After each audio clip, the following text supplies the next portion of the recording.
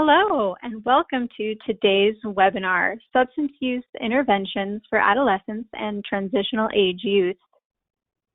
I am Hildy Cohen, and I will be the moderator for today's event.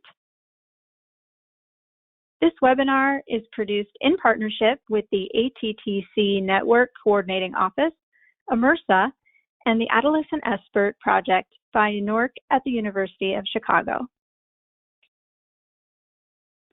This webinar is a part of the Transitional Age Youth webinar series. I encourage you to sign up for these other titles: The Impact of Substance Use on the Developing Adolescent Brain, Who's Doing What? The Epidemiology of Adolescent Substance Use, and Integrating Grief and Loss Conversations into the Expert Model. You can access everything for this webinar at the website on your screen, now and in the future. That URL is expert.webs.com/adolescent-interventions.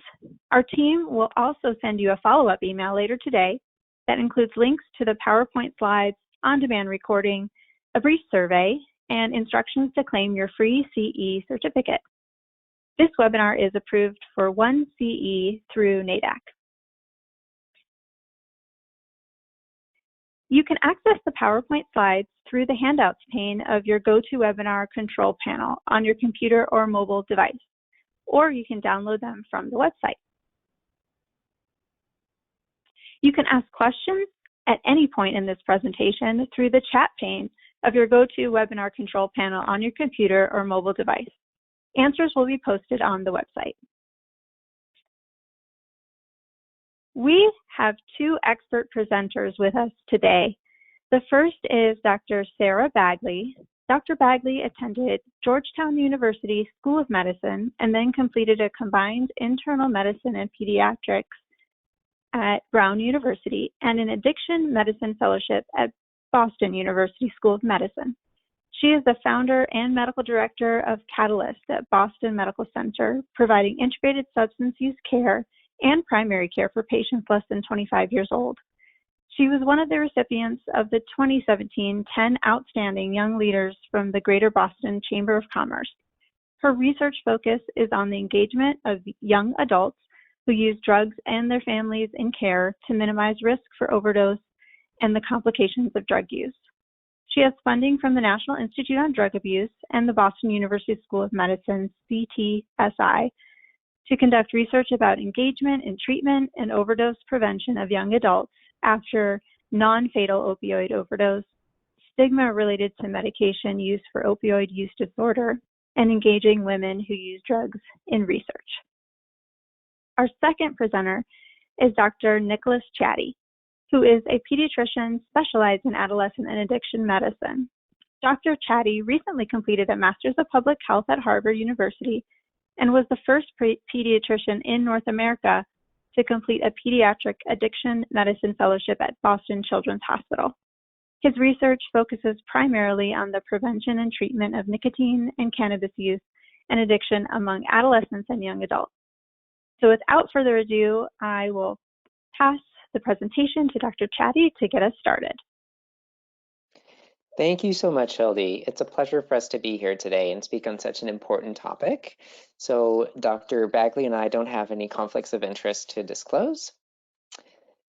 Let's just dive right in with our objectives for today. So first, we'll start with describing the steps involved in conducting screening, brief intervention, and referral to treatment, also known as SBIRT. We'll then go through some key behavioral and medication treatment approaches for youth with substance use disorders, and close it off with discussing the role of family and community support in caring for youth with substance use disorders. So for part one, the part that I'll be presenting, we'll speak more about screening and behavioral interventions. But before we go any further, let's talk about a clinical vignette. So let's meet Cynthia. She's a 14-year-old grade 9 student. She started vaping 2 years ago, and she says that she uses high concentration, pre-filled, disposable flavored nicotine and THC vaping devices. She vapes before, during, and even after school. And she wakes up once or twice every night to take a few hits of her vape. She tells you I just love how social vaping is. All my friends do it. The only problem really is that I do it so much, I kind of don't want to do anything else.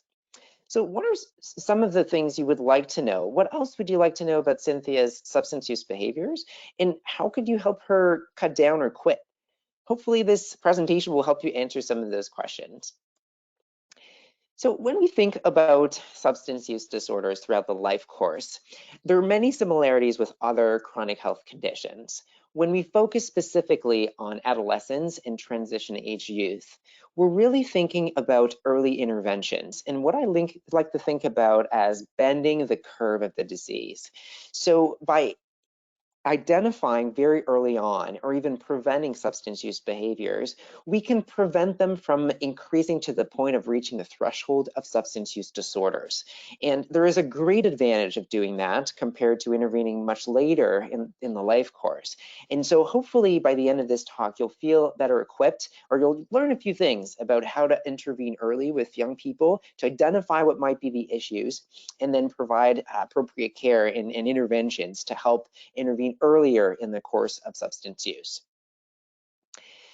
So a few words about SBIRT. Some or many of you may be familiar with the acronym, which stands for S, screening, using universal or targeted screening to assess the use and the severity of use of alcohol or tobacco, marijuana, illicit drugs, and prescription drug use and or disorders. And so this is usually done using validated screening tools or short questions that have been proven to have high yield to identify problematic use of substances.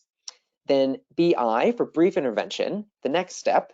So an interpersonal interaction with a primary motivational impact that really is aimed at triggering change and decision making in the own person to help them find their motivations for change. And that can be very brief. And then finally, RT for referral to treatment. So when necessary, and we've identified problematic substance use, referring to specialty care or the appropriate substance use resource. So I'll talk to you a little bit about SBIRT in Massachusetts. I was in Massachusetts when the state enacted a law requiring all schools to offer SBIRT to middle and high school students. That took place at the end of the 2017-2018 academic year. And at the time, that was quite new, as it was the first state in the United States to have such a policy. So in school, at least once during the duration of middle or high school, students would meet one-on-one with a school counselor, a nurse, a psychologist, or another school staff to see if they had any substance use or problematic use. And so being there when that was happening, my team at Boston Children's and I were very curious to see, well, what do young people think about SBIRT? And you know, is this a good idea? We were very happy to hear that school SBIRT was generally well accepted by students. That was true both for students who had initiated substance use and those who hadn't yet. Although students who had started using substance were a little bit more reluctant about sharing about that. We found that the majority of students do value speaking with an adult about substance use and would feel comfortable following up with the screener. And our sample was large enough that we think that the data is fairly robust. And there were, even though young people did feel comfortable speaking about this and engaging in SBIRT, several barriers to disclosure. And the best way to address this really is an ongoing question, but we know that there are a few things that we can do as providers, as school staff, to make young people more comfortable with this type of discussion. And I'll go through this in a minute. So this is just a schematic representation of SBIRT and the three different steps. So I mentioned as a first step, using a validated screening tool to identify risk levels and find appropriate interventions. So there are several evidence-based screening tools, and I'll get to this in a second. But before we even start talking about substance use, it is so important to address privacy and confidentiality. So with every young person, we should be thinking about identifying what are the limits of what's being said in terms of confidentiality. Who's going to hear this information ultimately? So this really should be at the beginning of the visit and done in a way that would encourage young people to be honest and truthful. We can tell them that we will also be honest and truthful with them and encourage them to do that. And we want to create a safe space where youth will feel as comfortable as possible to share sensitive information. And that might require a closed space, a closed door, knowing that we won't be interrupted, and others. And so we want to be clear about reasons where we might want to breach confidentiality. Example, telling parents, and those usually go around situations where there's self-harm or suicidal thoughts, harms to others, or sexual abuse, or in the specific context of substance use that would be so severe that we'd be concerned about the safety of the young person. So once we've established that, we can choose one of the several different evidence-based screening tools. And I've listed 3 here. The first 2 are readily available online. And so young people can do them themselves, or they can be administered by a health provider, and we can simply type those titles in Google and fall right on it. And they are brief, and they have a very high yield in terms of identifying problematic substance use. The third one, the CRAFT, is also an excellent tool translated in several different languages. So for today, I'll focus on S2BI and CRAFT, both tools that were developed in Boston with some of my colleagues or previous colleagues. So screening a brief intervention is my favorite because of simplicity. It is really a single question screening tool, which consists of asking, in the past year, how many times have you used, first question, nicotine or tobacco products? And we want to elaborate and say this includes cigarettes, electronic cigarettes or e-cigs or vapes. And then we read for the answer. Answer choices should be never, once or twice, monthly, or weekly. And based on that response, we'll be able to associate that with a level of risk of having a substance use disorder or no problematic substance use disorder. We'll ask the same question for alcohol and marijuana. And those being the 3 main substances or most commonly used substances by young people, we can stop there if we get 3 negatives. But if we do get positives on the first 3, we may want to ask follow-up questions with other substances to get a better picture of what's happening in the young person's life. So screening in the brief intervention I mentioned is very nicely associated with level of risk of having a substance use disorder. So if a young person identifies use weekly or more, there's a high chance that there is a severe substance use disorder related to that substance. That's been shown by research done by Dr. Levy and her team and others. And so very simply, we ask the one question for the 3 basic substances. We have a sense of whether or not the substance use is problematic. And we can ask that question verbally or orally, and we can also ask young people to self-report it. So that's the first tool. The CRAFT was the tool that was adopted in Massachusetts for the statewide expert and is still in use, and consists of it's a 2-part questionnaire. So the first part is very similar to what's asked in S2BI, asking in the past 12 months how many times a young person who's used alcohol or marijuana, and then anything else to get high. And then as the last question, tobacco, nicotine. This is in the 2.1N version of the CRAFT that's available on the CRAFT website. So for CRAFT, whenever possible, self-administration using pen and paper or electronic formats usually improve response and disclosure rates. So those are definitely suggested main ways of administering it.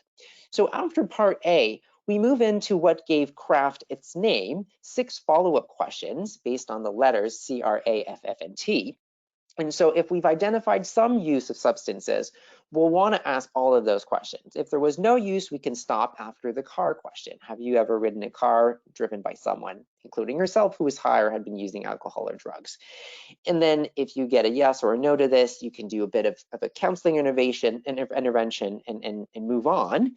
If there was some substance use, you want to ask the other follow-up questions to see if there was an impact in everyday functioning related to the use of those substances. So use to relax, use alone, use that led to forgetting things, problems with family and friends, and getting into trouble.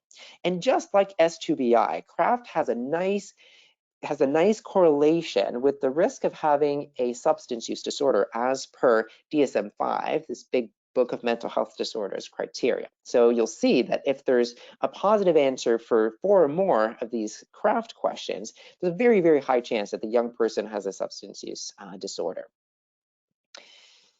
And so CRAFT also provides some speaking points for a quick follow-up discussion that can be based on the answers obtained from the screening questions, and is really sort of meant to be a take-home tool. So we hope that young people will be truthful and disclose their use using these screening tools that are either self-administered or administered verbally in a session.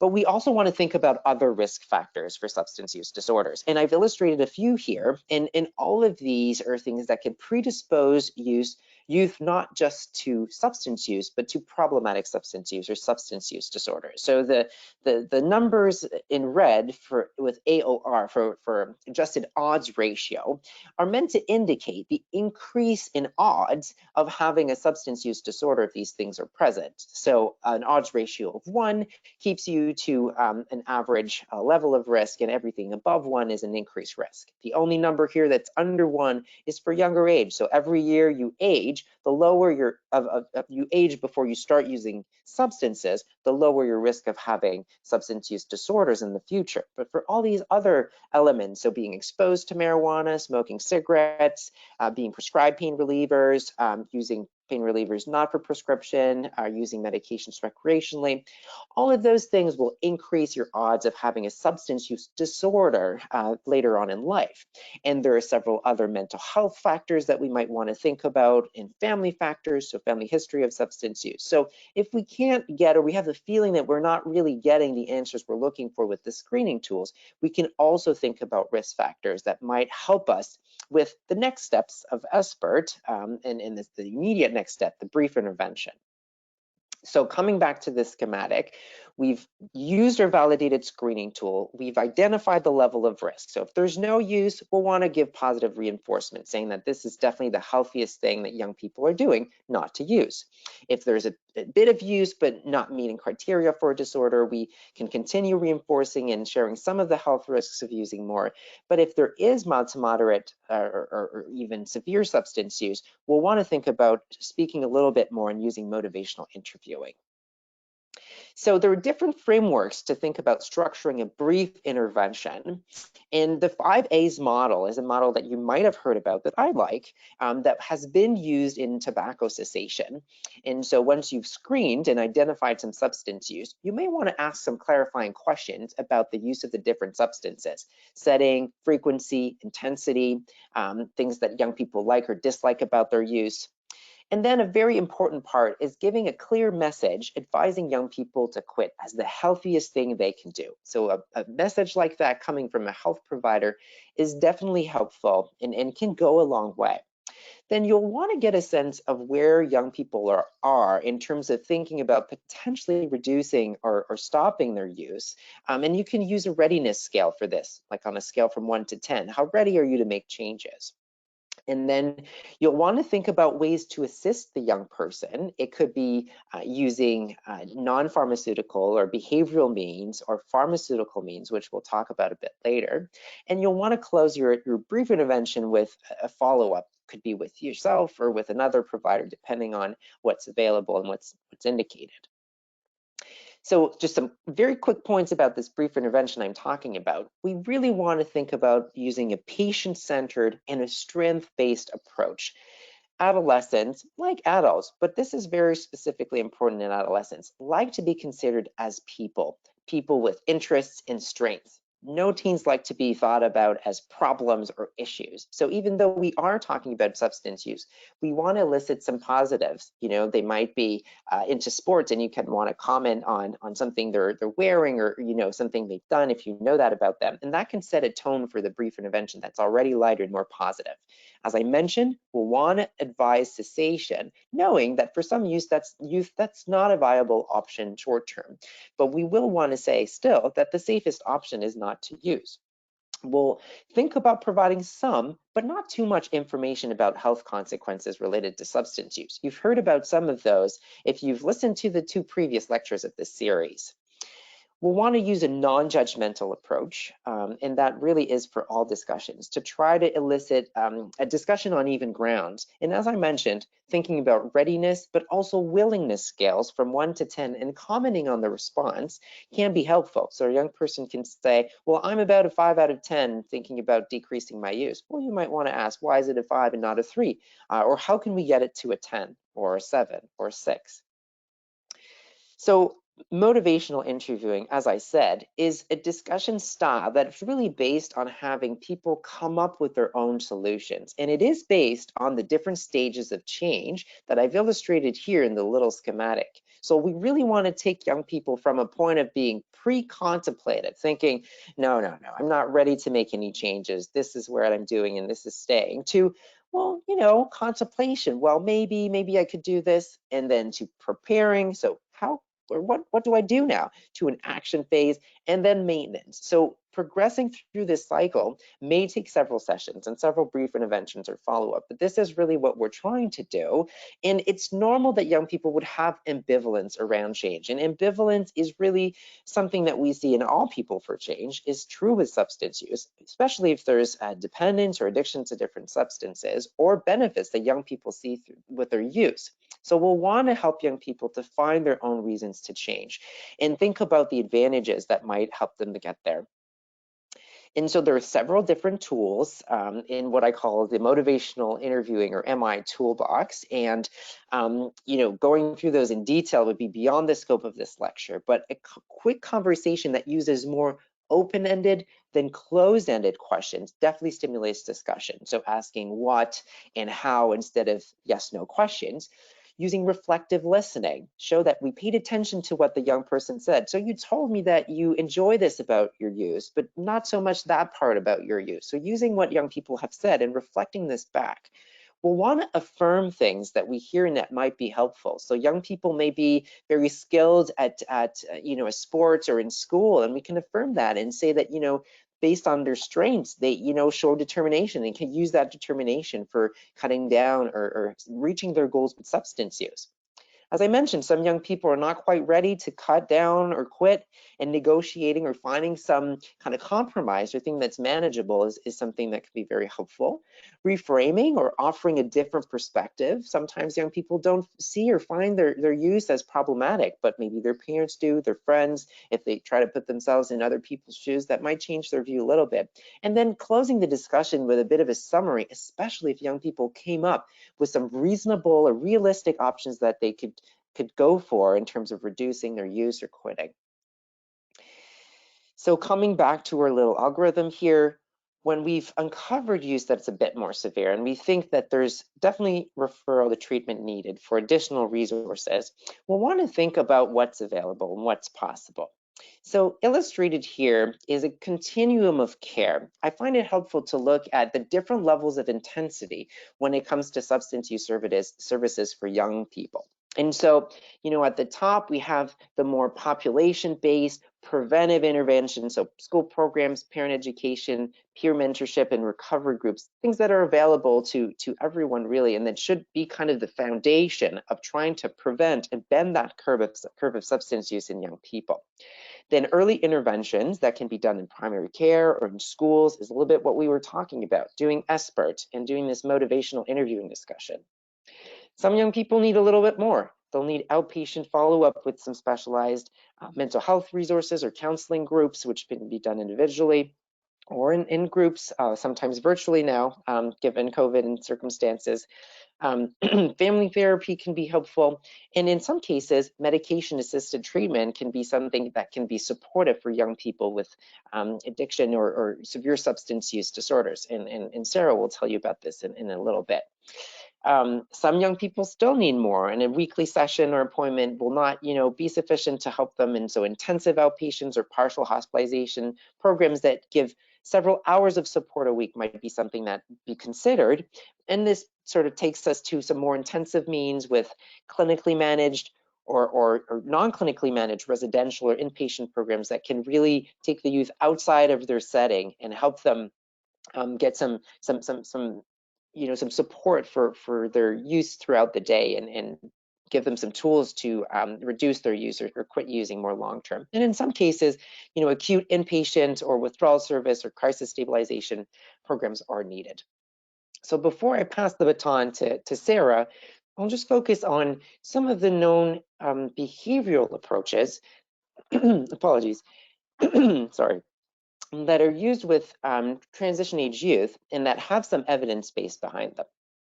And so I mentioned motivational interviewing, which really should be seen as kind of our first line, the bulk of what inspires our discussions with young people when we're talking about substance use and addiction. So I mentioned motivational interviewing is more of a conversation style that helps young people come up with their own motivation for change. Some of you may be familiar with cognitive behavioral therapy, and that can also be used in the context of substance use. In cognitive behavioral therapy, or CBT, really relies on understanding the associations between behaviors, such as using substances, the emotions that are triggered or that lead to that use, and then how that all connects with different thoughts.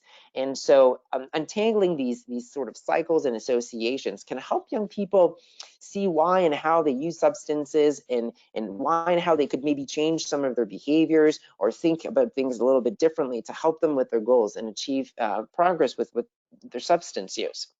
Dialectical behavioral therapy is a different type of approach that can work well with young people that have severe distress related to mental health and or substance use, and really will help young people connect this sort of emotional mind with a more reasonable and rational sort of mind, to try to reach what is called the wise mind. And through the process of DBT, learning skills like mindfulness and distress tolerance, and this can be done in groups or individually, and can be helpful, and very helpful with young people with borderline personality traits, for example.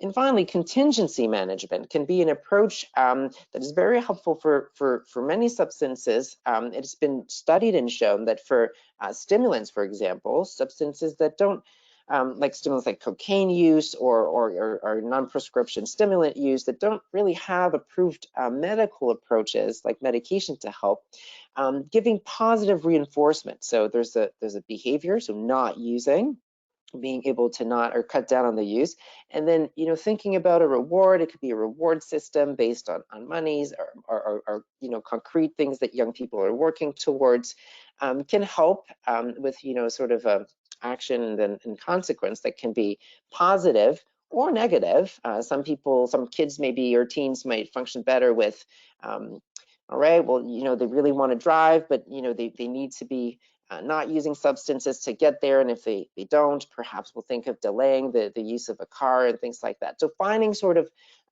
ways or systems based on behaviors with some positive or negative consequences that can be done in a more formal setting, or a bit more informally discussing with the family, with the young person, is a way that can be helpful to support youth with substance use disorder. So kind of a quick overview of the different approaches that can be used behaviorally, of course, and delivered by providers and professionals, with the support of definitely different spheres of a young person's life, so school and family and activities. And I'll stop it here for this part of the talk, and pass it to Sarah to tell us a little bit more about medications and family and community support. Great. Thanks so much, Nick. That was a great first part of this talk, and I'm going to take it from here and really focus more, do a deeper dive into some of the medication options that we have for treatment of substance use disorder, and then touch on family and community support that we know are so important as we're caring for youth who are using drugs. And so I think it's always helpful, just like in the first part, to start with a case to ground us. So here's Ben. So Ben is a 19-year-old. He's a sophomore in college. He's known to have anxiety and ADHD that was diagnosed a couple of years ago. In the 10th grade, he started trading his ADHD medication for opioids and benzodiazepine pills that he would then resell at school. Now he's using oxycodone and alprazolam on a daily basis, and he says that it helps keep stress levels down at school for him. He also attends pill parties where he and his friends ingest different pills without really knowing what they do, but it's just part of the scene that he's part of. So the question is, what else would you like to know about Ben's substance use behaviors, and how could you help him cut down or quit? What are our options for supporting Ben? And so what else do you want to know? So when I'm thinking through a case like this, I'm going to lead you through some of the questions that are coming to mind as I'm starting to have this conversation with a young person. So I always start with asking, why does Ben say he's here today? What's brought him in? Does anything sort of happen recently, any kind of crisis that's bringing him in? And it helps me then sort of focus our visit and understand what his motivations and priorities are that are really important for me to have clear in my mind so that I align my treatment plan and sort of options for treatment with what is going to be motivating for him. I also want to know the frequency and sort of dose, the amount of opioids, benzodiazepines, or other drugs that he might be using so that I can also assess his risk of withdrawal. I'm going to ask questions about how he's using these drugs. Is he taking them orally? Is he snorting them? Has he started to inject opioids or stimulants, for example? Does he have a history of overdose? These questions, again, are sort of helping me do a risk assessment in my mind and help sort of make some decisions quickly, potentially in that first visit to tailor to treatment plans. And then does he think his parents or sort of other close social supports really know about his substance use? Because I think that, as we've heard in some of the prior talks, engaging with families and social networks and friends is really critical, and being able to identify individuals who may be allies in treatment is important. And so figuring that out from the get-go is an important step. So what are our next steps now?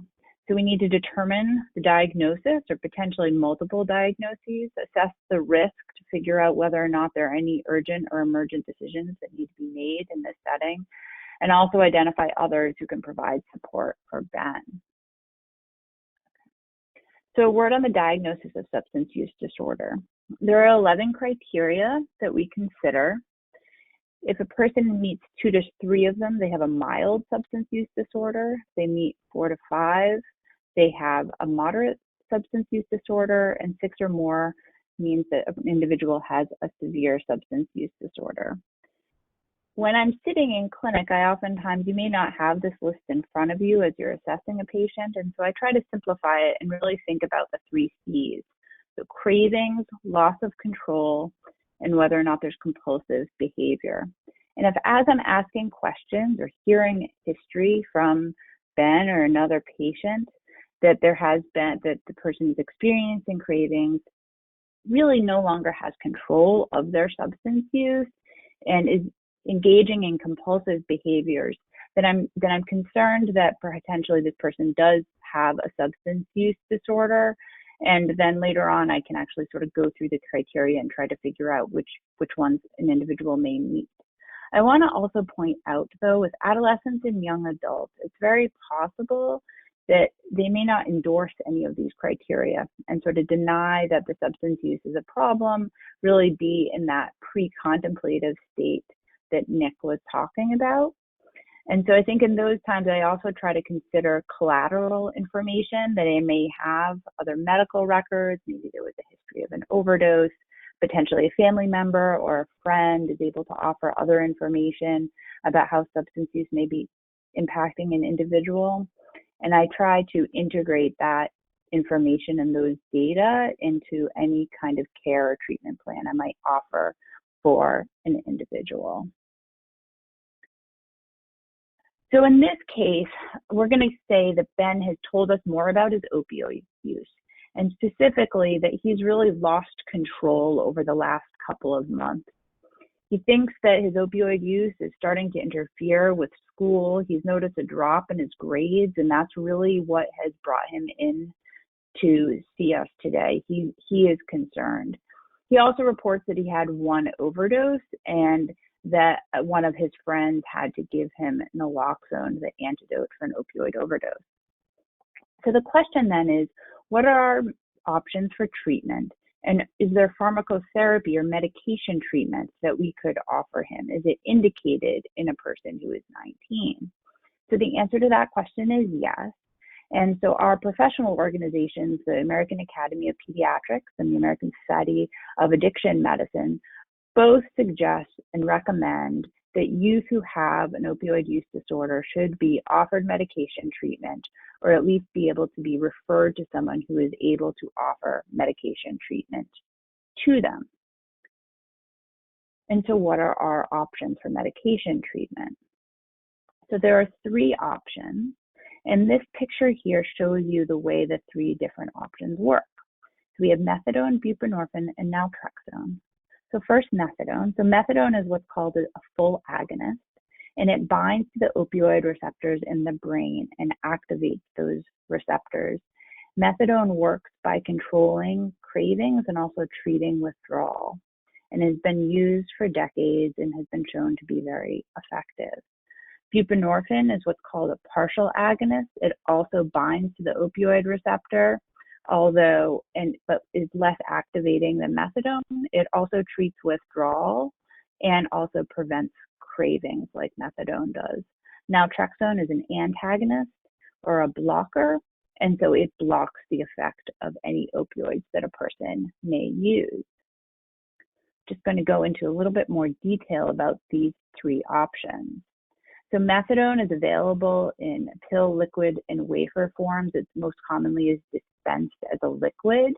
It's given daily at an opioid treatment program. These are federally qualified or certified programs, and methadone for treatment of an opioid use disorder cannot be prescribed by a primary care provider in the community. You have to go to an opioid treatment program to receive methadone, and is most commonly given to people who are 18 and older. It is very hard to receive methadone treatment if you're under 18. Buprenorphine is administered in a pill or film most commonly, although there's been an implant and also an injectable form that has been approved in the last couple of years, and the injectable form especially is starting to gain some traction and is being used more commonly.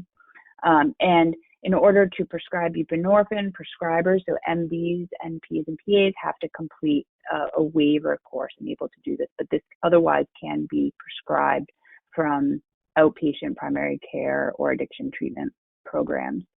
Naltrexone is in either oral or injectable formulation, and any healthcare provider with prescribing authority is able to prescribe for naltrexone. I do want to point out that naltrexone is approved for 18 and older, and buprenorphine is approved for 16 and older. And so you may ask, though, what's the evidence for using these medications? And that's a really important question to ask before we're going to be recommending any kind of treatment to a patient.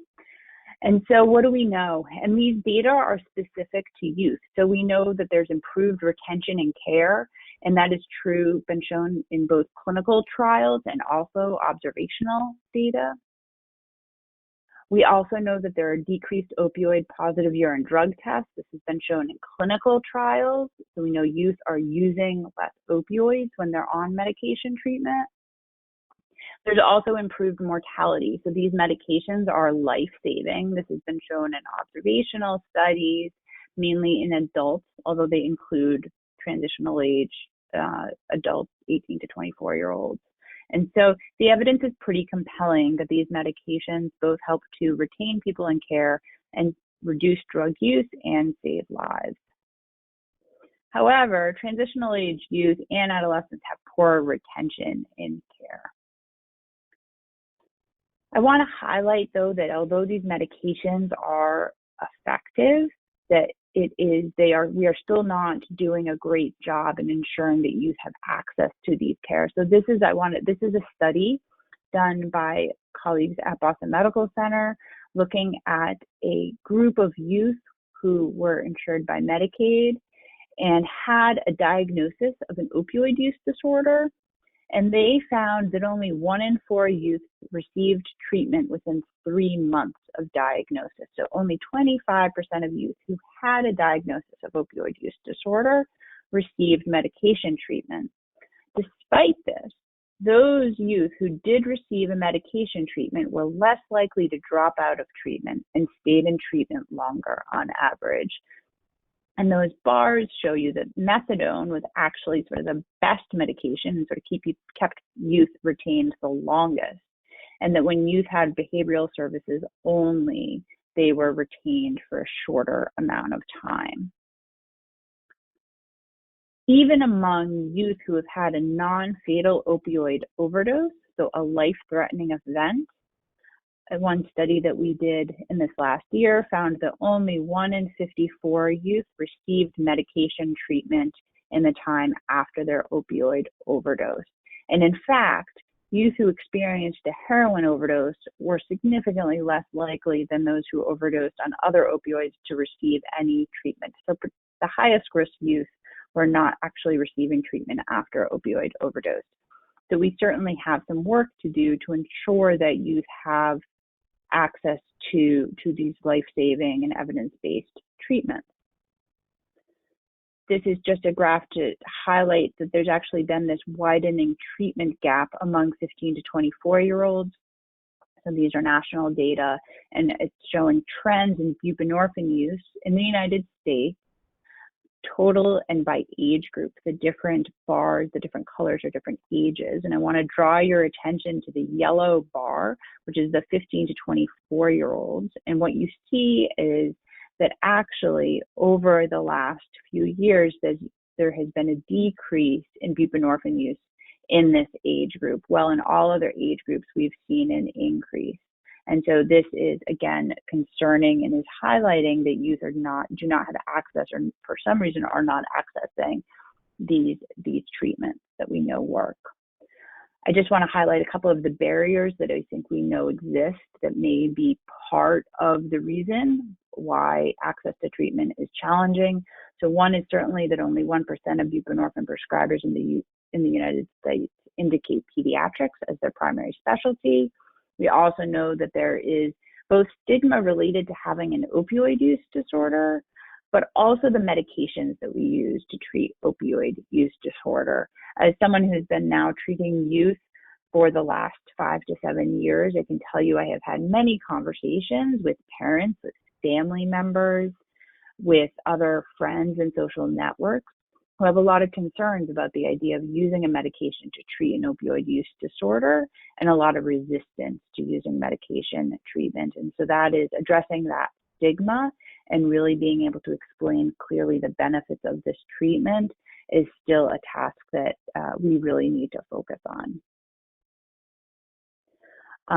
Although naloxone is not a treatment for opioid use disorder, it is the antidote to an opioid overdose. And so all patients who have an opioid use disorder or risk of overdose should be offered naloxone.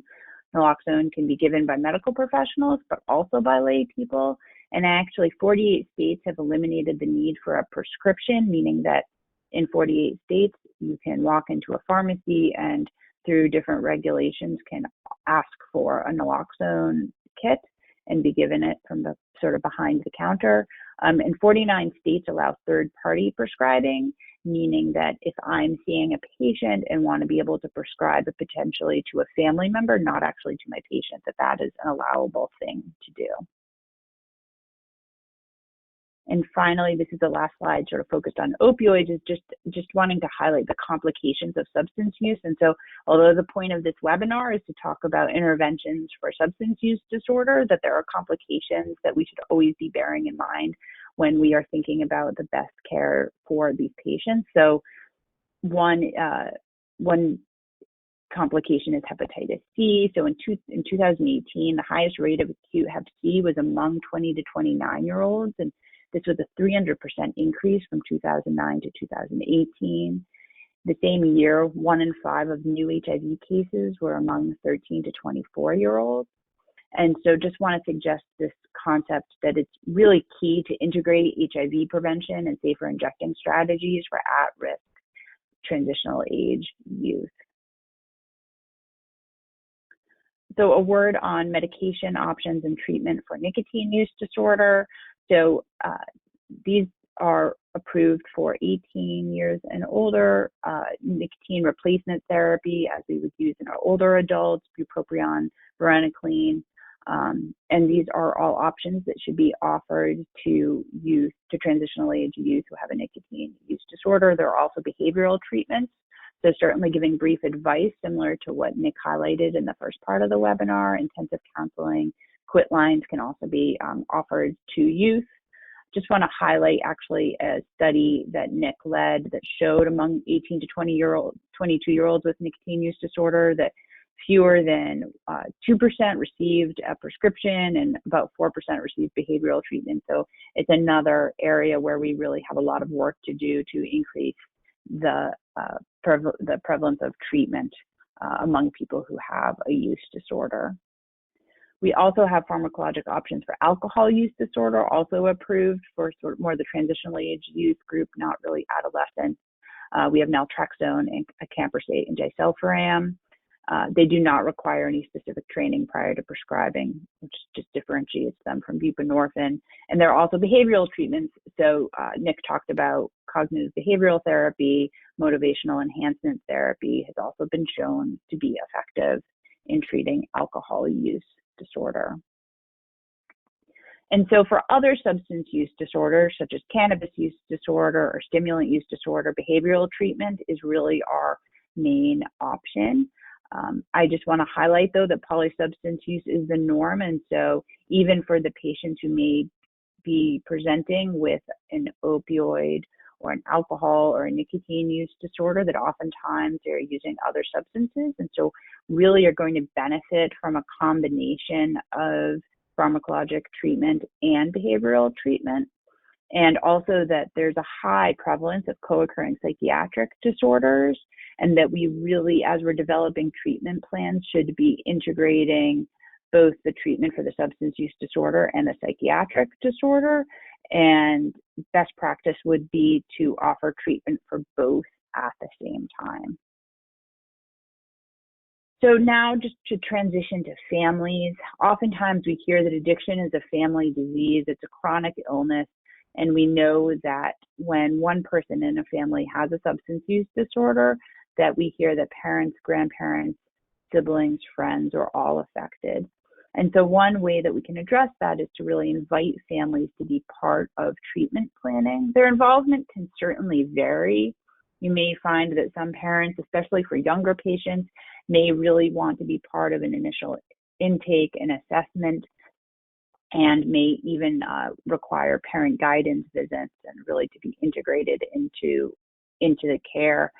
As patients become older, it may be that their families may be less involved, but I would suggest that the more that we can involve families, the outcomes are going to be better for even transitional age youth. I want to point out too, though, that the family-based strategies that are evidence-based have really been tested among adolescents and have not really been tested as widely among the transitional age group, which is a limitation, but I don't think should discourage us from, again, inviting families to be part of treatment planning. There are some strategies that are focused on supporting families who are affected by addiction, whose loved ones may not yet want to be in treatment, may be in that pre-contemplative stage. And I think that can be a really difficult place for parents and families to sit, where they have significant concern for a loved one, but that individual isn't ready yet to engage in treatment. And so there are approaches and there are still options for those family members. I don't think we want to ignore them because their health and well-being is important, and because by supporting them, we may actually be able to encourage the person with a substance use disorder to get into treatment. So I'm going to talk about the CRAFT, which is the community reinforcement approach and family training. We can also offer overdose education and naloxone rescue kits to families who may be when the loved one might be at risk for an opioid overdose. And of course, can offer mutual support groups that are available locally and now are really available virtually. And so it's really possible to access these groups and this kind of support throughout the day and night, and in your community or outside of your community. So a word on CRAFT. So CRAFT is a behavioral treatment, and what happens is therapists are trained to help the family member engage the individual who's resisting treatment. And again, so the whole idea behind the CRAFT is you're really trying to work with family members whose loved ones aren't ready yet. And this is done by helping the family member learn how to modify their environment to reward behaviors that promote sobriety and withhold rewards when the individual is using drugs or alcohol. This may sound similar to contingency management that Nick was talking about and is really based in some of the same principles. It also involves teaching the family member about using positive communication skills, and the family member will learn about the difference between enabling alcohol and drug use and reinforcing sober behavior, which can actually be very challenging to do when someone is in the midst of struggling with alcohol or drug use. And importantly, therapists will then also support the family member in taking care of himself or herself, knowing that this is an incredibly stressful time. And the craft has been shown to work in adolescent, young adult, and adult populations. I know that I already mentioned overdose education and naloxone prescribing, but it's so important. I thought that it was worth highlighting again, and just wanted to present that, family members are receptive to receiving overdose education and naloxone, and that receipt of naloxone rescue kits increases confidence and security of family members. I think sometimes we hear, well, are family members really going to be ready to learn about overdose? Are they really going to actually administer naloxone if their child has an overdose? And the answer is yes. In Massachusetts, we found that family members reported actually 20% of all the rescues from state distributed naloxone. And so families should definitely be given this sort of tangible tool and resource, and they are eager to receive it. And finally, mutual help support groups. So there are many support groups for parents and families, and these can be local and they can be national. I think sometimes we hear from families that they would actually rather attend groups that are not in their community because of this stigma. And so I just suggest that providers can become familiar with support groups in their own communities so that they know where to refer. And finally, just a word on community support and some of these guiding principles of recovery. So I've spent the last 20 minutes or so talking about medication options from a very medical model of substance use disorders. And we certainly know that medications are a key tool in addressing substance use disorder, and for opioid use disorder can be life-saving. And I also know that behavioral treatment is also effective and is a key tool in addressing other substance use disorders. However, I just want to suggest too that it's important to remember treating substance use disorders is complicated, and that navigating recovery, especially for adolescents and transitional age youth, is hard. This is the time in their lives when they're trying to figure out who they are. And I think sometimes there can be a risk if we overemphasize their identity as having to do with having a substance use disorder and do not recognize the other strengths that they have as an individual. And so understanding sort of who they are, who their priorities are, what their priorities are is key to developing a treatment plan that will help them address their substance use, but it will also focus on their potential as an individual that has nothing to do with their substance use. And so that is the conclusion of our webinar. I just want to review some take-home messages that we want to leave you with. So first, screening using validated tools is a quick and effective way to engage with transitional age youth about their substance use behaviors. Brief interventions based on motivational interviewing should be considered first-line treatment for substance use among transitional age youth. Evidence-based treatment, including pharmacotherapy, should be offered to transitional age youth, and treatment plans should include families, be tailored to individual risks, and build on the strengths of the transitional age youth. And I'm going to pass it back to Hildy to conclude the webinar. Thank you so much, Drs. Chatty and Dr. Bagley. This education will directly impact adolescents, and we are so grateful to you both for putting it together in such a concise and usable way. Thank you so much.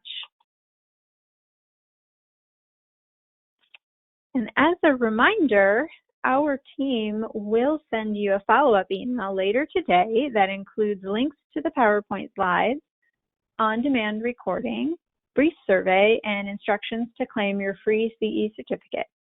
If you would like to access any of these things now before the email arrives, you can do so at this webinar's website. It's espert.webs.com/adolescent-interventions.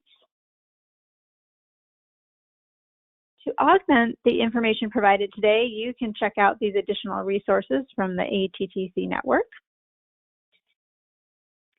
And you can also keep in touch with the ATTC via their newsletter and social media. Sign up now for the Messenger monthly email and follow them on Twitter and Facebook. The PTTC network also has a plethora of resources available to support adolescents, as well as a monthly newsletter, the PTTC post and Twitter and Facebook accounts. These are great organizations to stay connected to. And with that, I thank you so much for attending and will now conclude today's webinar. We hope that you have a great rest of your day.